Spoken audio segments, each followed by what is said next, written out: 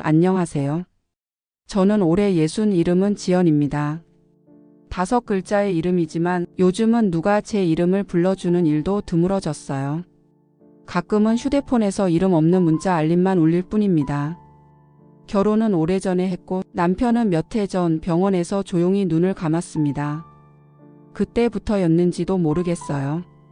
죽은 사람을 떠나보낸다는 게 아니라 살아있는 내가 남겨진다는 게 얼마나 쓸쓸한 일인지 처음으로 깨달았던 시간 말이에요.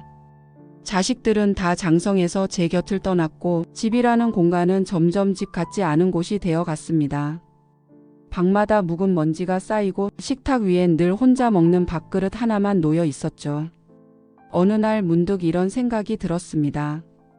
나는 이제 누구에게도 필요하지 않구나. 그 생각이 들고 나서는 거울을 마주보는 일조차 어려워졌어요. 하지만 그런 제 삶에 어느 날 아주 느릿한 걸음으로 한 사람이 다가왔습니다. 그 사람은 제 외로움을 한 번에 묻지 않았습니다. 대신 아주 천천히 말없이 제가 꺼내기도 전에 제 마음의 먼지를 하나씩 털어주듯 그렇게 곁에 있어줬어요. 이야기를 해보려 합니다. 처음엔 혼자 말하는 것처럼 느껴질지 몰라도 아마 당신도 내 이야기를 듣고 당신 마음 어딘가에서 고개를 끄덕이게 될 거예요. 이건 사랑 이야기지만 그보다 더 오래된 외로움에 관한 기록이고 그보다 더 조심스러운 다시 살아가는 일에 대한 이야기입니다. 남편이 세상을 떠난 뒤 내가 제일 적응하기 어려웠던 건 아침이었다. 기상 알람은 여전히 6시에 울렸지만 일어나야 할 이유가 사라졌다. 출근을 준비하던 바쁜 손길도 도시락을 싸며 들려오던 익숙한 냄새도 식탁 너머로 오늘은 회의가 늦게 잡혔다며 중얼거리던 남편의 목소리도 모두 사라졌다. 식탁 위에는 더 이상 2개의 국그릇이 필요 없었다. 내가 앉는 자리는 매일 그대로였지만 건너편은 빈 의자만이 자리를 지켰다. 의자가 삐걱이며 나는 소리를 들을 때마다 나는 마치 누군가 내 곁을 살며시 빠져나가는 느낌을 받았다. 퇴직한 지는 1년이 조금 넘었다. 남편이 떠나고 몇 달 뒤 나는 회사에 사표를 냈다. 일은 여전히 할 수 있었지만 하루가 너무 무거웠다. 누군가와 웃으며 얘기하다가도 문득 눈물이 났고 서류를 정리하다가 멍하니 창밖을 바라보는 시간이 늘었다. 괜찮으세요? 후배가 조심스레 묻던 목소리가 아직도 귓가에 맴돈다. 그 아이의 말에 고개를 끄덕이며 난 말했다. 괜찮아. 이제 그만할 때가 됐지. 그 말엔 진심이 절반, 체념이 절반 섞여 있었다. 누구에게도 의지하지 않고 혼자 살아야 한다는 각오 같은 거. 그리고 정말 이제 아무도 나를 기다리지 않는다는 현실 말이다. 오전 9시. 늘 바쁘게 오르던 지하철 대신 나는 동네 앞 공원을 산책하곤 했다. 익숙한 풀냄새와 아이들 웃음소리가 여전히 들리는 그 공간에서 나는 세상에서 혼자 떨어져 있는 것처럼 느껴졌다. 그날도 그랬다. 조용히 공원 벤치에 앉아 따뜻한 커피를 마시고 있었다. 햇살은 포근했지만 내 마음은 싸늘했고 어떤 위로도 닿지 않는 듯 했다. 그때였다. 저기 여기 자주 오시죠? 낯선 목소리에 고개를 돌리니 중년의 남자가 서 있었다. 단정한 셔츠에 가벼운 외투, 눈가에 깊게 패인 주름은 인생의 무게를 느끼게 했지만 어딘지 모르게 따뜻한 분위기를 지닌 사람이었다. 나는 조심스럽게 미소 지으며 고개를 끄덕였다. 내 집 근처라 자주 와요. 그는 내 옆 벤치에 조심스럽게 앉았다. 우리는 한동안 말없이 앉아 있었다.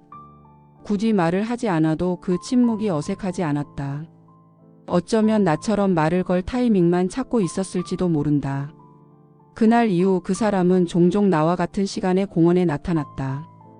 인사를 건네기도 했고 그냥 옆자리에 조용히 앉기만 하기도 했다. 이름도 나이도 사는 곳도 모르는 사람인데 이상하게 낯설지 않았다. 가끔은 커피를 한 잔 사다 주기도 했다. 이 집이 지나더라고요. 쓰면 말씀하세요. 그 말이 마치 당신의 기호를 알고 싶다는 마음처럼 들렸다. 나는 얼떨결에 고개를 끄덕였고 그렇게 우리의 묘한 거리는 조금씩 줄어들었다. 집에 돌아오는 길 나는 오랜만에 거울 앞에 섰다. 오랜만에 입술에 립밤을 발랐고 살짝 웃으며 내 얼굴을 바라봤다. 누군가의 시선이 나를 따뜻하게 비추는 느낌. 오래도록 느껴보지 못했던 감정이었다. 그 사람과 다시 마주친 건 그로부터 일주일 뒤였다. 비가 살짝 내리던 오후 나는 습관처럼 우산을 쓰고 공원으로 나갔다. 비 오는 날의 벤치는 평소보다 더 쓸쓸했고 그런 풍경이 왠지 모르게 나를 끌어당겼다. 나무 밑 벤치에 조심스레 앉았는데 바로 옆 벤치에 누군가가 앉아 있는 게 보였다. 어두운 회색 우산 아래 조용히 고개를 숙이고 앉아 있는 모습. 익숙한 옆모습이었다. 또 뵙네요. 내가 먼저 인사를 건넸다. 그 사람은 고개를 들고 살짝 웃었다. 오늘은 비까지 맞으시네요. 괜찮아요. 전 이런 날씨 좋아해서요. 저도요. 우리는 그 말에 동시에 웃었다. 그날은 그와 처음으로 오래 대화를 나눈 날이었다. 그의 이름도 내 이름도 묻지 않은 채 오직 날씨, 계절, 커피 취향, 혼자 사는 삶의 불편함 같은 것들을 이야기했다. 이상하게 편했다. 이름 없이 관계없이 오로지 존재로만 마주하는 사람. 그건 내게 처음 있는 일이었다. 그는 혼자 살고 있다고 했다. 아이들은 외국에 있고 부인은 오래전에 각자의 길을 갔다고 했다. 사람이 줄어들면 말수도 줄더라고요. 그 말이 어쩐지 나와 많이 닮아 있었다. 나도 말했다. 남편이 떠난 이야기, 사표를 내고 나서 느꼈던 무력함, 집안의 정막 속에서 점점 사라지는 나 자신에 대해서. 그는 고개만 끄덕이며 들었다. 한 번도 내 말을 자르지 않았고 어설픈 위로나 조언도 하지 않았다. 그저 있는 그대로 듣고 가끔 웃고 가끔은 그 웃음 뒤로 잠시 먼 곳을 바라봤다. 그런 반응이 내겐 오히려 위로였다. 집에 돌아와 씻고 누우면서 나는 처음으로 그 사람의 얼굴을 또렷이 떠올렸다. 그 사람의 이름을 몰랐다는 게 이상하게 신경 쓰였다. 하지만 다음에 또 만나면 자연스럽게 물어볼 수 있을 것 같다는 생각도 들었다. 그날 밤 이상하게 잠이 오지 않았다. 혼자 누운 침대가 낯설지도 외롭지도 않았지만 머릿속은 조용히 웅성거렸다. 누군가와 함께 마주 앉아 고요한 비를 바라보며 커피를 마셨다는 사실. 그게 전부였는데 그게 그렇게도 깊은 울림으로 남았다. 다음 날 아침 나는 무의식적으로 거울 앞에 섰다. 전보다 조금 더 밝아진 얼굴 같았다. 살짝 핀 입꼬리를 보며 나 아직 괜찮네라는 말을 나 스스로에게 해보았다. 그건 정말 오랜만에 해보는 말이었다. 오전 10시. 나는 커피를 한 잔 들고 다시 공원으로 향했다. 그날 이후로 우리는 몇 번 더 마주쳤다. 매번 약속한 것도 아닌데 같은 시간 같은 벤치에 앉게 되었다.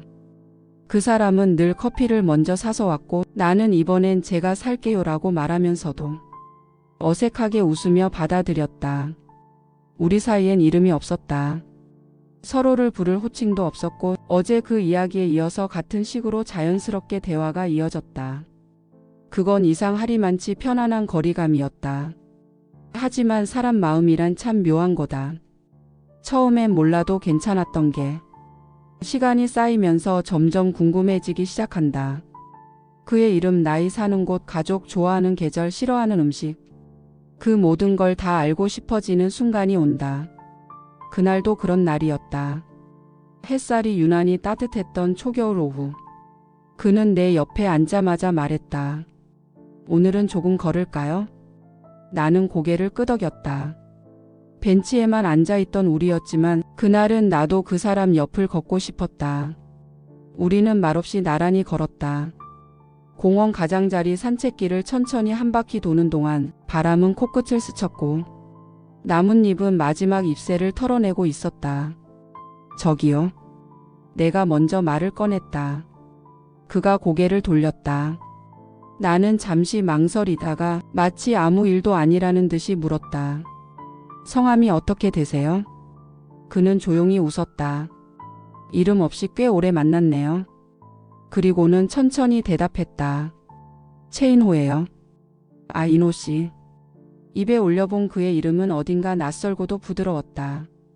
그럼 지연 씨는요? 나는 조금 놀란 듯이 그를 바라봤다. 어떻게 제 이름을? 그는 머쓱하게 웃었다. 지난번에 커피잔에 붙어 있더군요. 손으로 가리진 않으셔서요. 순간 괜히 민망한 마음에 웃음이 나왔다. 나는 내 이름을 알려준 적이 없다고 생각했는데 그는 조용히 기억하고 있었던 것이다. 그때 문득 마음속에 뭔가 뭉클하게 차올랐다. 이름 하나에 담긴 무게가 이렇게 클 줄 몰랐다. 누군가가 내 이름을 불러준다는 것, 그게 이토록 따뜻한 일이었는지를. 그 후로 그는 나를 지연 씨라고 부르기 시작했고 나는 그를 인호 씨라고 불렀다. 그 이름들은 오래전부터 알고 지낸 사람들처럼 어색하지 않았고 편안하게 입에 익었다. 어느 날은 그가 말했다. 이제 이름도 알았으니 연락처를 주시겠어요? 나는 휴대폰을 꺼내며 웃었다. 생각보다 진도가 빠르네요. 그도 웃으며 말했다. 서로의 삶이 짧지는 않았으니까요. 괜히 시간을 천천히 굴릴 필요는 없을지도요. 나는 그의 연락처를 저장했다. 최인호. 그 이름을 저장하는 동안 내 손끝이 아주 살짝 떨렸다. 그리고 집에 돌아와 나는 조용히 침대에 누워 휴대폰에 저장된 그의 이름을 몇 번이고 들여다봤다. 아무런 메시지도 보내지 않았지만 그 존재가 이제 내 손 안에 있다는 것만으로도 이상하게 든든했다. 외로움은 때로 누군가의 이름 하나만으로도 잠시나마 멈추는 것 같았다. 그날 밤 나는 조금 더 깊이 잠들었다. 사람은 나이가 들수록 말을 많이 하지 않게 된다. 그게 조심스러움인지 피로감인지 아니면 말을 해봐야 소용없다는 체념인지 정확히 알 수는 없지만 나 역시 그랬다. 남편이 살아있을 땐 우리는 오히려 더 말을 하지 않았다. 이른 아침 출근 준비와 함께 시작된 하루는 퇴근 후엔 텔레비전 소리만으로 마감되기 일쑤였고 식사 시간도 대부분은 조용한 씹는 소리로 가득 찼다. 말하지 않아도 통한다고 믿었던 시절도 있었지만 돌이켜보면 그냥 서로의 마음에 무관심했던 것뿐이었다. 그런 내게 인호 씨는 달랐다. 그는 말을 많이 하지는 않았지만 침묵의 종류가 달랐다. 그의 침묵은 무관심이 아니라 기다림이었다. 내가 한마디 하면 그는 조용히 들었고 가끔 고개를 끄덕이며 말보다 눈빛으로 대답했다. 인호 씨는 왜 그렇게 말을 아껴요? 어느 날 내가 장난처럼 물었다. 그는 웃으며 말했다. 젊을 땐 내 말이 세상을 바꿀 줄 알았거든요. 근데 이제는 누군가의 말을 듣는 쪽이 훨씬 더 중요하단 걸 알게 됐어요. 그 말에 나는 가만히 고개를 숙였다. 이 사람은 참 이상한 사람이었다. 함께 있으면 마음이 조용해졌다. 함께 식사를 하게 된 건 그 다음 주였다. 그는 근처에 괜찮은 국밥집이 있다며 혹시 혼밥 안 좋아하시면 오늘은 저랑 드시죠. 했다. 나는 순간 고민했지만 곧 고개를 끄덕였다. 그와의 첫 식사 자리. 나란히 앉은 식당에서 우리는 메뉴를 고르지도 않고 서로를 한 번 더 확인하듯 바라봤다. 여긴 뼈해장국이 맛있어요. 소주 안 곁들이고 먹기엔 딱 좋고요. 혼자 와보셨어요? 네. 혼자 먹는 밥도 괜찮더라고요.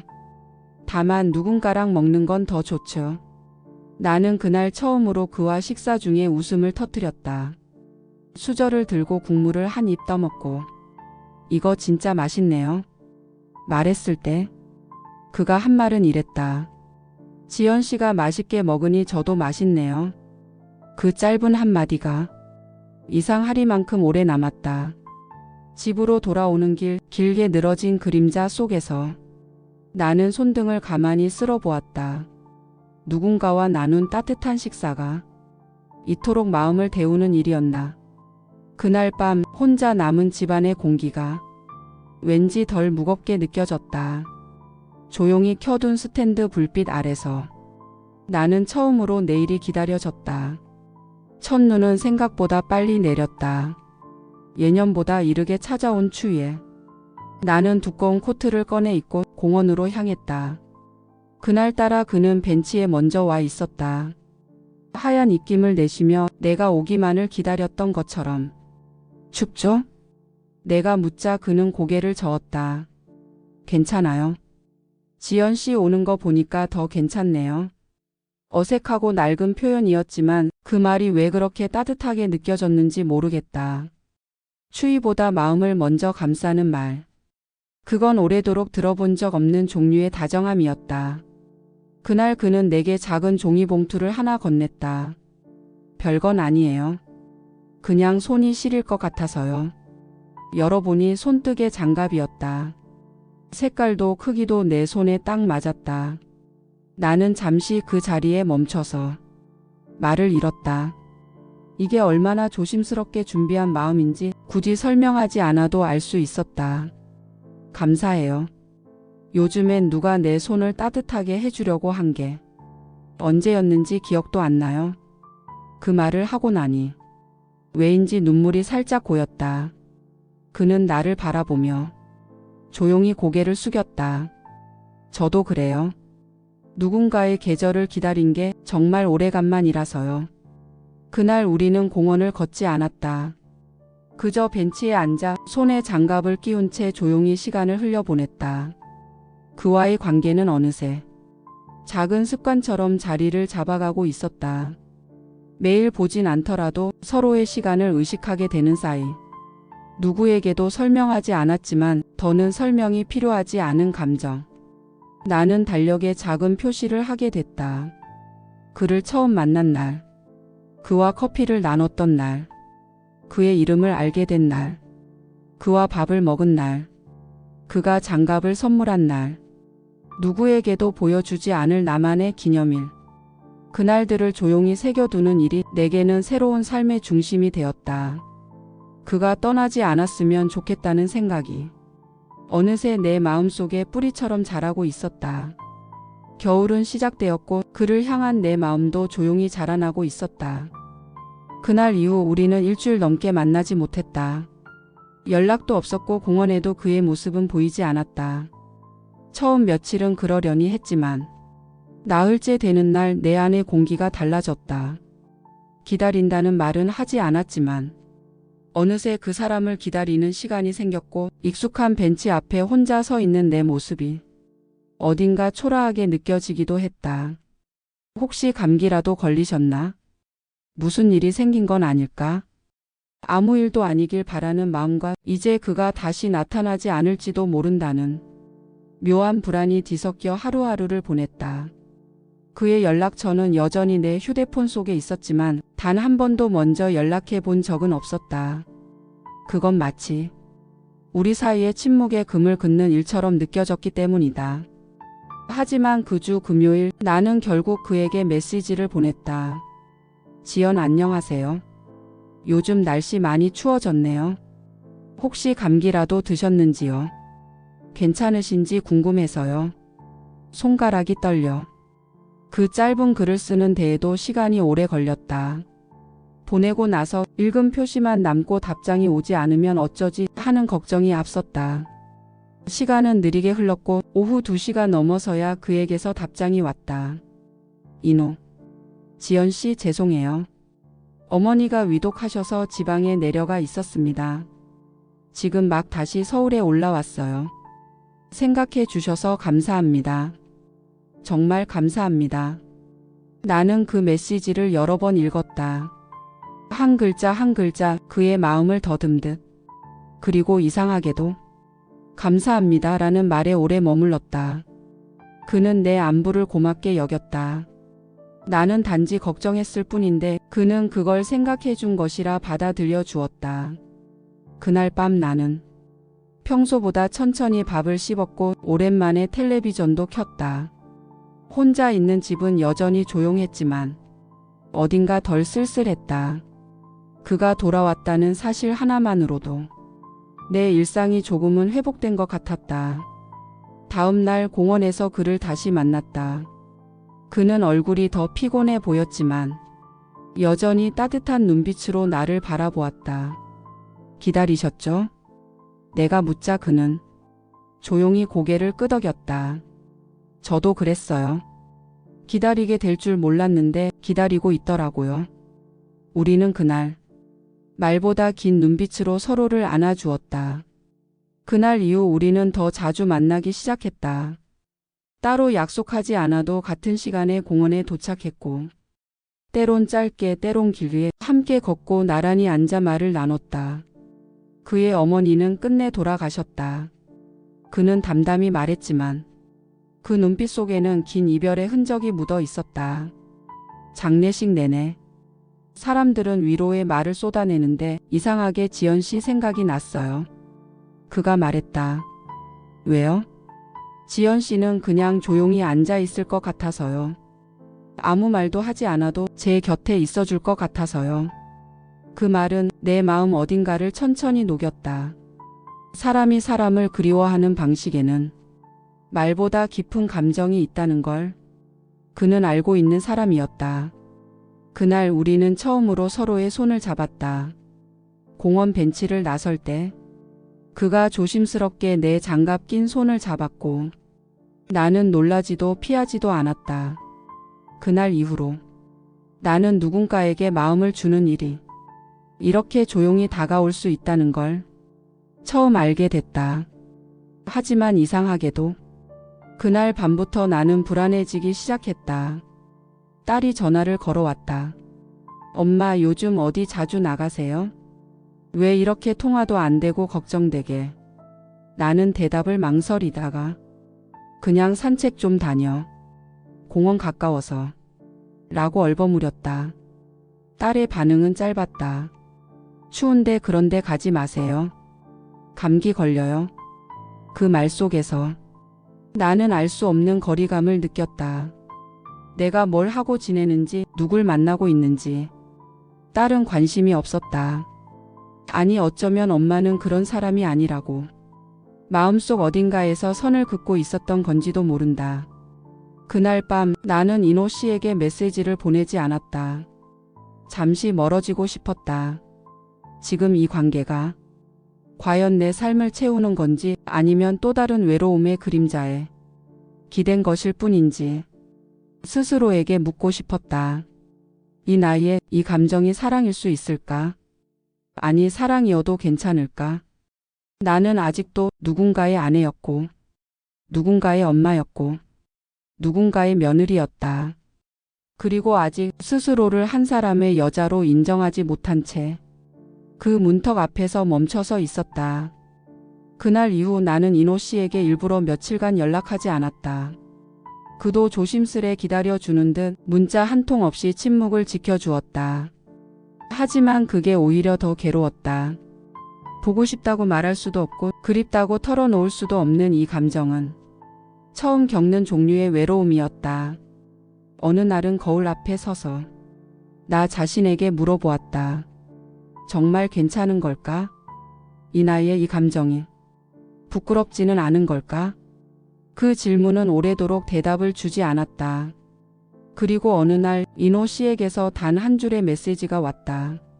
잠깐 얼굴 볼 수 있을까요? 나는 아무 말 없이 네라고만 보냈다. 우리는 다시 공원에서 마주했다. 그는 평소보다 조금 더 긴장한 얼굴이었고 나는 일부러 차가운 표정을 지으려 애썼다. 무슨 일이에요? 내가 먼저 물었다. 그는 잠시 머무시다가 말했다. 지연 씨가 멀어지는 게 무서웠어요. 그 한마디에 내 안의 모든 방어가 무너져 내렸다. 그도 나처럼 불안하고 조심스럽고 또 외로웠던 거였다. 저도 그랬어요. 내가 말했다. 이 관계가 뭔지 어떻게 설명해야 할지도 모르겠고 설명하지 않아야 유지되는 것 같기도 해서 더 말을 아꼈던 것 같아요. 우리는 나란히 걸으며 이름 없는 감정을 나누었다. 말로 정의할 수 없는 사이, 하지만 분명히 서로에게 의미가 되어가는 관계. 그날 저녁 나는 딸에게 전화를 걸었다. 엄마 요즘 혼자 있는 거 힘들어서 가끔 산책 친구랑 같이 다녀. 그게 나한텐 참 좋은 위로가 되더라. 딸은 잠시 말이 없었다가 작은 목소리로 말했다. 그래요. 엄마가 행복하면 저도 좋아요. 그 말에 나는 울컥했다. 누군가를 사랑하는 감정은 나이를 묻지 않는다는 것. 그걸 이해해 주길 바라지 않았는데 조용히 허락해주는 그 말이 참 고마웠다. 그날 밤 나는 인호 씨에게 문자를 보냈다. 내일도 공원에 갈게요. 조금 더 따뜻하게 입고 오세요. 그는 곧바로 답장을 보냈다. 네, 이번엔 커피는 제가 살게요. 짧은 문장이 왜 이토록 따뜻했는지 모른다. 사랑은 이렇게 천천히 조심스럽게 사람을 다시 살게 만든다. 겨울이 깊어지면서 우리는 더 자주 만났다. 커피를 마시고 같이 마트에 들르고 가끔은 가까운 전시회에도 함께 갔다. 연인이라고 하기엔 조심스러운 사이, 그렇다고 친구라 하기엔 너무 마음이 많이 닿아버린 사이. 그와 있을 때면 나는 오랜만에 한 사람으로 존재하는 기분이 들었다. 엄마도 아니고 아내도 아니고 누구의 딸도 아닌 그저 지연이라는 사람으로. 그는 가끔 나를 오래 바라보다가 무심한 듯 묻곤 했다. 지연 씨, 젊었을 땐 어떤 꿈을 꾸셨어요? 그 말에 나는 종종 대답을 멈췄다. 너무 오래 잊고 있었기 때문에 이젠 대답할 말조차 떠오르지 않았기 때문이다. 글쎄요. 아마 나만의 방을 갖는 게 꿈이었을 거예요. 방이요? 응. 아무도 들어오지 않고 내가 내 물건을 내 맘대로 놓을 수 있는 공간. 누구를 위한 공간도 아닌 오로지 나를 위한. 그는 조용히 웃으며 말했다. 그 방 이제 만들 수 있잖아요. 그 말이 왠지 모르게 가슴을 찡하게 만들었다. 나도 모르게 참았던 무언가가 그 한마디에 와르르 쏟아질 것만 같았다. 인호 씨는요? 당신은 어떤 삶을 꿈꾸셨어요? 그는 오래 침묵하다가 조용히 말했다. 나는 누군가에게 괜찮은 사람으로 남고 싶었어요. 괜찮은 사람? 같이 있으면 마음이 편해지는 사람. 기억에 오래 남는 사람. 내가 떠나도 좋은 사람으로 남는. 그 말은 마치 이별을 예고하는 사람의 말 같아. 순간 숨이 막혔다. 왜 그런 말을 해요? 아니요, 그냥요. 그냥 요즘 내가 좀 자주 생각하던 말이에요. 나는 그 말의 의미를 묻지 않았다. 하지만 마음 한쪽에서 작은 불안이 자라나기 시작했다. 어떤 감정은 말하지 않아도 서로의 온도를 바꾼다. 그리고 그날 이후 나는 자꾸 그를 붙잡고 싶어졌다. 아직 아무 일도 일어나지 않았지만 어쩐지 끝이라는 단어가 멀리서 다가오는 느낌이 들었다. 그의 말투, 눈빛, 걸음걸이. 모든 게 이제 조금씩 바뀌고 있었다. 나는 그를 처음 만났던 공원 벤치에 다시 앉아 있었다. 마치 시작과 끝을 같은 자리에서 마주하고 싶었던 것처럼. 그날 그는 오지 않았다. 그리고 나는 알았다. 그가 떠났다는 걸. 며칠 전 그는 이런 말을 남겼다. 지연 씨와 함께한 시간이 내가 살아온 인생 중에 가장 조용하고 가장 따뜻한 시간이었어요. 그 말은 유언 같았다. 아니, 마음을 다 정리한 사람이 마지막으로 남기는 작별 인사 같았다. 나는 묻지 않았다. 그의 병에 대해, 그의 계획에 대해, 그의 가족에 대해. 그는 내게 슬픔을 짊어지게 하지 않으려 했고 나는 그의 마지막 따뜻함을 상처로 바꾸고 싶지 않았다. 사람은 가끔 어떤 감정을 이름 짓지 않음으로써 그 감정을 가장 오랫동안 간직할 수 있다는 걸 나는 그를 통해 배웠다. 그는 내 외로움을 한 번에 묻지 않았다. 내 아픔을 가볍게 말하지 않았고 내 침묵을 불편해하지 않았으며 내 하루를 존중해줬다. 그것만으로 나는 다시 살아갈 이유를 찾을 수 있었다. 그가 떠난 지금 나는 여전히 공원 벤치에 앉는다. 그 자리에 앉아 바람의 결을 느끼고 나뭇잎 사이로 스치는 빛을 바라보며 그의 온기를 떠올린다. 사랑이란 꼭 옆에 머물러야 지속되는 것이 아니었다. 그는 내 곁에 없지만 내 안에 오래 남아 외로움을 밀어내는 사람으로 존재하고 있다. 그리고 나는 이제야 그를 진심으로 사랑했다고 말할 수 있을 것 같다. 이제야. 내 삶에 다시 나라는 이름을 붙일 수 있을 것 같다. 봄이 오기 전 나는 그가 마지막으로 선물했던 장갑을 꺼내어 다시 손에 꼈다. 손끝에서 그의 온기를 찾을 수 있을까 싶었지만 그건 이미 바람처럼 사라진 뒤였다. 그를 처음 만났던 공원은 이제 새싹이 고개를 내밀고 비둘기들이 다시 모이기 시작했다. 같은 계절, 같은 자리. 하지만 나는 예전의 내가 아니었다. 딸은 요즘 가끔 나를 보러 온다. 처음엔 어색해하던 그녀가 이젠 내 말에 귀 기울이고 내 하루를 물어봐 준다. 엄마, 요즘 표정이 좀 달라졌어요. 뭔가 가벼워졌다고 해야 하나? 나는 웃으며 말했다. 그래, 이젠 내가 나를 좀 사랑해 보려고. 그 사람과의 시간은 긴 외로움을 품에 안고 살아온 내게 사랑이라는 단어보다 더 조용한 이름을 남겼다. 위로, 이해, 기다림. 그것들이 합쳐져 나도 누군가에게 괜찮은 사람이었구나 하는 작은 확신으로 남았다. 그는 떠났지만 나는 남았다. 그리고 살아야 한다. 그와의 추억을 내 삶을 더 깊고 단단하게 만드는 밑줄처럼 안고 살아간다. 사람은 결국 기억으로 존재한다. 어떤 기억은 사랑보다 오래 남는다. 이야기를 들어주셔서 감사합니다. 누군가에게 건넨 작은 온기가 어느 날 내 외로움을 덮어줄 수도 있다는 걸 저는 이 계절의 이 기억을 통해 알게 되었습니다. 오늘 하루도 당신이 당신 자신을 따뜻하게 안아주는 날이 되기를 바랍니다. 언제나 당신의 마음이 평안하기를. 건강하세요.